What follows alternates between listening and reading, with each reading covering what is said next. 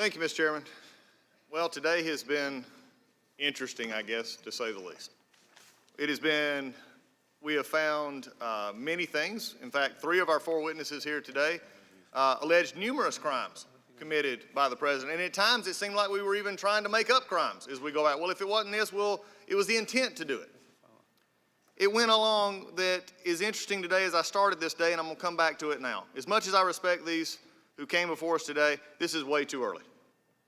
Because we've not, as a committee, done our job.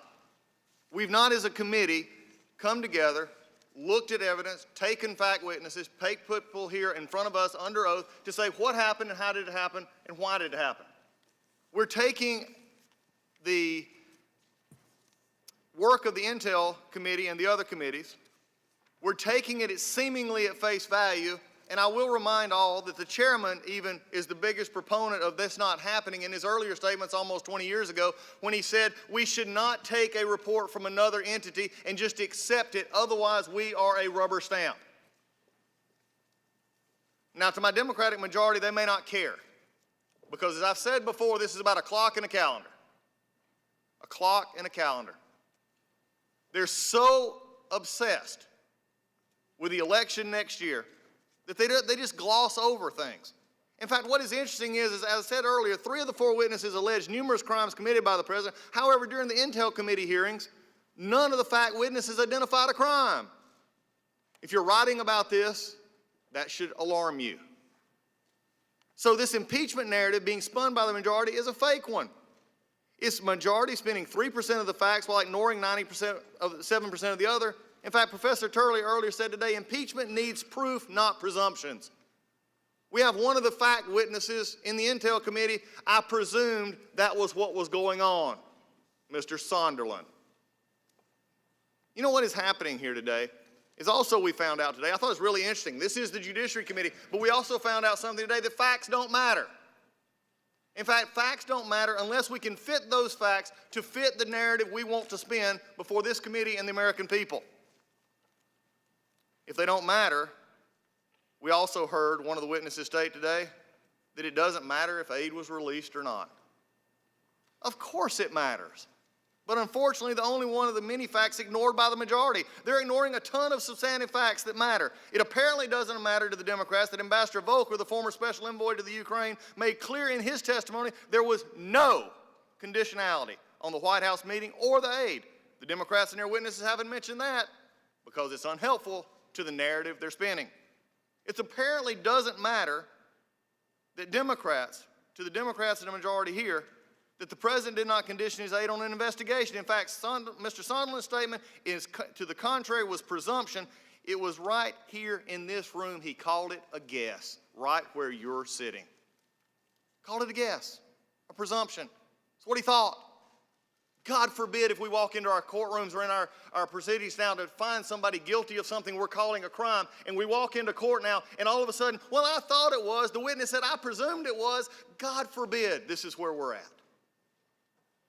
But you know, we've also heard today that you can make inference, though. It's okay if you're just inferring.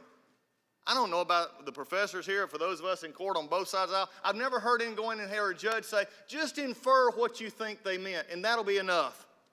It's not inference. You know, it probably doesn't matter that the president didn't condition a meeting on an investigation. He met with Zelensky with no preconditions. Zelensky didn't even find out about the hold on the aid until it was after a month after the call when he read it in Politico. The aid was released shortly thereafter, and Ukraine didn't have anything to do to get the aid released. Not only was the aid released, but lethal aid was given as well. And if you think that doesn't matter, there were 5 meetings between the time the aid was stopped and the time the aid was released, and in none of those meetings, between ambassadors and others, including the vice president and senators, none of that was ever connected to a promise of anything on the aid. Nothing was ever connected. 5 times. And 2 of those were after President Zelensky learned that aid was being held. Tell me there's not a problem here with the story. That's why fact witnesses aren't here right now. The evidence against the president is really about policy differences. In fact, 3 of the Democratic star witnesses, Hill, Taylor, and Kent, weren't even on the call. They read transcripts like everyone else. On July 26, Zelensky met with Volker and Sondland and made no reference to quid pro quo or hold on aid. They met several more times, no references. But none of these inconvenient facts or so many other inconvenient facts matter to the majority. Moreover, we don't even know what, if additional hearings, we will have to address other facts. This is the part that bothers me greatly. It is something we have seen from January of this year. No concern about a process that works, but simply a getting to an end that we want. You know, I agree with Professor Feldman. He may find that strange, but I do agree with you on something. It's not his job to assess the credibility of witnesses, it's this committee's job. And I agree. But this committee can't do our jobs if none of the witnesses testify before our committee, even ones that we have talked about calling today, and the majority has said we don't want. To do that, we still don't have an answer on what this committee will do once this hearing ends. The committee received Mr. Chairman Schiff's report yesterday, but we still don't have the underlying evidence. The rules even set up by this body are not being followed to this day, but yet nobody talks about it on the majority side. The witnesses produced by Chairman Schiff and the American people talked about their feelings, their guesses, their presumptions, but even though the facts may not matter to the majority, 97% of the other facts do matter to the American people. So my problem is this. As the ranking member of this committee, one of the oldest, most should-be fact-based, legal-based committees we have here, where impeachment should have been all along. I have a group of members who have no idea where we're headed next. I bet you, though, if I ask the majority members outside the chairman, they don't have a clue either. Very much one. Because if they haven't, they should share it. Because this is not a time to play hide the ball. This is not a time to say, we're going to figure it out on the fly. You're talking about overturning 63 million votes of a president duly elected who is doing his job every day. And by the way, was overseas today while we're doing this, working with our NATO allies. So the question I have is, where do we head next? We've heard this ambiguous presentation, but here's my challenge. I've already been voted down and tabled today. Mr. Schiff should testify. Chairman Schiff, not his staff, must appear before this committee to answer questions about the content of his report. That's what Ken Starr did 20 years ago, and history demanded. I told the chairman just a while ago and a couple of weeks ago when we were doing a markup, I said, Mr. Chairman, the history lights are on us. It is time that we talk and share how we're going forward. I'm still waiting for answers. So, Mr. Chairman, as we look ahead, as the Democratic majority promised that this was going to be a fair process when it got to judiciary for the president and others. The president, and you may say he could have come today, what would have this done? Nothing. There's no fact witnesses here, nothing to rebut. In fact, it's been a good time just to see that really nothing came of it at the end of the day. So why should he be here? Let's bring fact witnesses in. Let's bring people in because as you said, Mr. Chairman, you said, your words, we should never on this committee accept our entity giving us a report and not investigate it ourselves. Undoubtedly, we're well on our way to doing that because of a calendar and a clock. So, Mr. Chairman, I know you're about to give a statement, and they've worked on it, and you've worked on it very hard, I'm sure. But I want, before you gavel this hearing, before you start your statement, before you go any further, I would like to know two things. Number one, when do you plan on scheduling our minority hearing day? And number two, when are we actually going to have real witnesses here that are fact witnesses in this case? When?